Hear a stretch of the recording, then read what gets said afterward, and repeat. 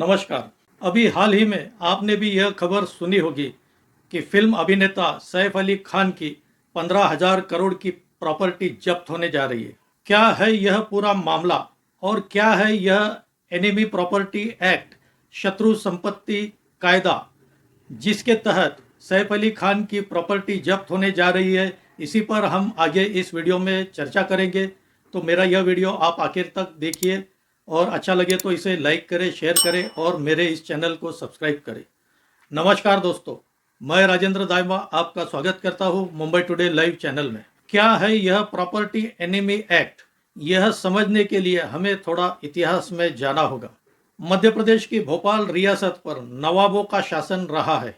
हालांकि भोपाल रियासत पर मुस्लिम शासन रहा है, लेकिन वहाँ हिंदू बहुल आबादी है। भोपाल की करीब 80% आबादी यह हिंदू की है। साल 1926 में हमीदुल्ला खान यह भोपाल के नवाब बनते हैं। जब 1940 के दशक में भारत के आज़ादी का आंदोलन जोर पकड़ रहा था, तब हमीदुल्ला खान भारत की आज़ादी का विरोध करते हैं और वे एक तरह से ब्रिटिश सरकार का साथ देते हैं, क्योंकि उन्हें यह डर सता रहा था कि अगर भारत आज़ाद हो जाता है तो हिंदू मेजॉरिटी होने की वजह से उनकी रियासत छीनी जाएगी। इसीलिए जब मोहम्मद अली जिन्ना और मुस्लिम लीग पाकिस्तान की मांग करते हैं तो हमीदुल्ला खान उनके समर्थन में, सपोर्ट में आ जाते हैं।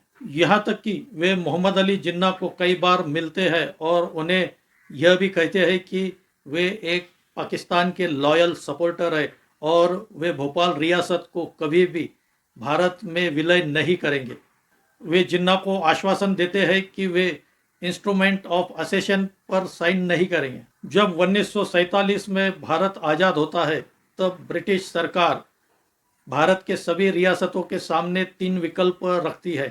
पहला विकल्प रहता है भारत में विलय कर ले, दूसरा विकल्प पाकिस्तान में विलय कर ले, या तीसरा विकल्प इंडिपेंडेंट बने रहे। यहाँ भोपाल रियासत का पाकिस्तान में विलय होने का विषय ही नहीं है, क्योंकि यह संभव भी नहीं है, क्योंकि भोपाल और पाकिस्तान के बीच काफ़ी अंतर है और भोपाल यह एक काफ़ी छोटी रियासत है। लेकिन भारत के पहले गृह मंत्री वल्लभ भाई पटेल जब हमीदुल्ला खान से भोपाल रियासत भारत में विलय करने का कहते हैं तो वे इससे साफ इनकार कर देते हैं।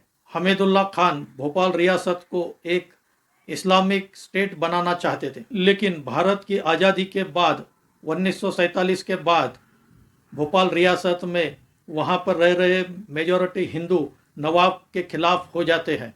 भोपाल रियासत में एक प्रजामंडल नाम का एक सिविल मूवमेंट चालू हो जाता है, जिसमें काफ़ी संख्या में स्टूडेंट भी शामिल हो जाते हैं और यह भोपाल के नवाब के खिलाफ प्रदर्शन और आंदोलन करने लगते हैं। इस आंदोलन को दबाने के लिए भोपाल के नवाब हमीदुल्ला खान बल प्रयोग करने लगते हैं और इन आंदोलनकारियों पर भोपाल के नवाब हमीदुल्ला खान बल प्रयोग करने लगते हैं, जिस पर भारत के गृह मंत्री वल्लभ भाई पटेल उनको कई बार चेतावनी देते हैं। इसके बावजूद हमीदुल्ला खान भोपाल रियासत को भारत में विलय करने को तैयार नहीं होते। इसके बाद वल्लभ भाई पटेल बल प्रयोग की तैयारी करते हैं और भोपाल की घेराबंदी करने का निर्णय लेते हैं। तब कहीं जाकर 30 अप्रैल 1949 को भोपाल के नवाब हमीदुल्ला खान इंस्ट्रूमेंट ऑफ असेशन पर हस्ताक्षर करते हैं और भोपाल रियासत का भारत में विलय करने की घोषणा करते हैं। यानी कि लगभग भारत की आज़ादी के 20 महीने बाद भोपाल रियासत भारत में विलय होती है, मर्ज होती है। भारत सरकार और भोपाल के नवाब हमीदुल्ला खान के बीच एक मर्जर एग्रीमेंट होता है। इन्हीं हमीदुल्ला खान की 3 बेटियां थी, आबिदा सुल्तान, साजिदा सुल्तान और राबिया सुल्तान। क्योंकि आबिदा सुल्तान भोपाल के नवाब की सबसे बड़ी बेटी थी, मर्जर एग्रीमेंट में हमीदुल्ला खान अपनी बड़ी बेटी को अपना उत्तराधिकारी घोषित करते हैं। लेकिन अचानक उसके बाद आबिदा सुल्तान यह पाकिस्तान चले जाती है और 1960 में हमीदुल्ला खान की भी मौत हो जाती है और यहीं से इस पूरे प्रॉपर्टी का विवाद शुरू होता है। हमीदुल्ला खान की दूसरी बेटी साजिदा सुल्तान की शादी पटौड़ी के नवाब इफ्तियार अली खान से होती है और मंसूर अली खान जो भारत के मशहूर क्रिकेटर है, यह इफ्तियार अली खान और साजिदा सुल्तान के बेटे हैं और मशहूर फिल्म नेता सैफ अली खान मंसूर अली खान के बेटे हैं। क्योंकि साजिदा सुल्तान की बड़ी बहन आबिदा सुल्तान यह पाकिस्तान चली जाती है और वहाँ की नागरिकता ले लेती है, इसी वजह से साजिदा सुल्तान हमीदुल्लाह खान की प्रॉपर्टी पर अपना क्लेम करती हैं। भारत के विभाजन के समय कई लाखों लोग भारत से पाकिस्तान गए और पाकिस्तान से भारत आए। 1960 और 1962 में भारत का पाकिस्तान और चीन के साथ युद्ध होता है।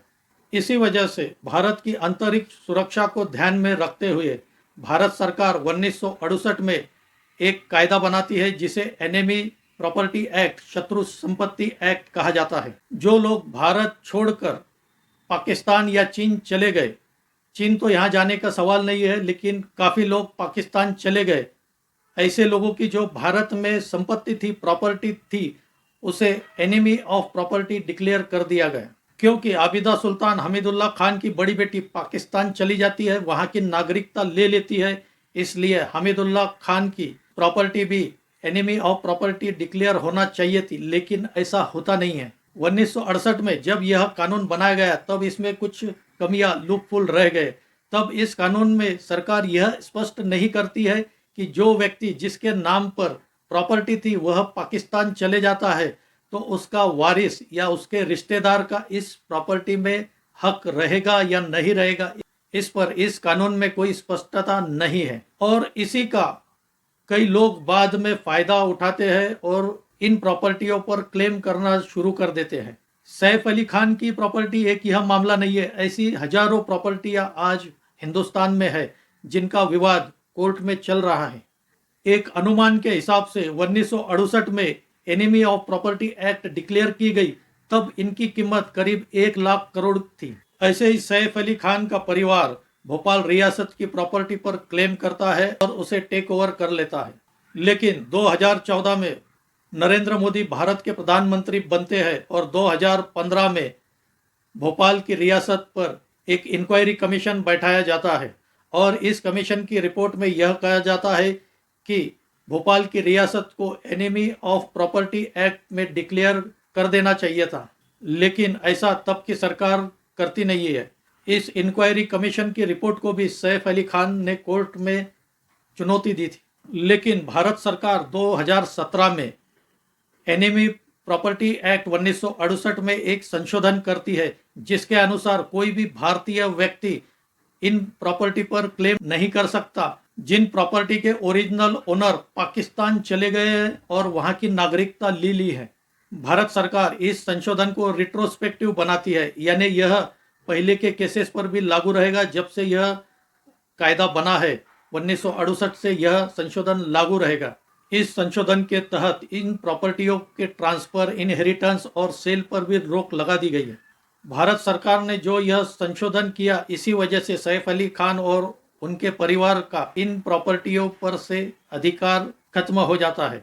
एनिमी प्रॉपर्टी एक्ट यह एक नेशनल पॉलिसी और अंतरिक्ष सुरक्षा का मामला है। दूसरे कई देशों में भी ऐसे कायदे बने हुए, जैसे कि अमेरिका, ब्रिटेन और जर्मनी तक में ऐसे कायदे बने हुए हैं। यहाँ तक कि पाकिस्तान में भी जो भारतीय लोग पाकिस्तान छोड़कर भारत में आए, उनकी संपत्ति के साथ भी ऐसा ही हुआ है।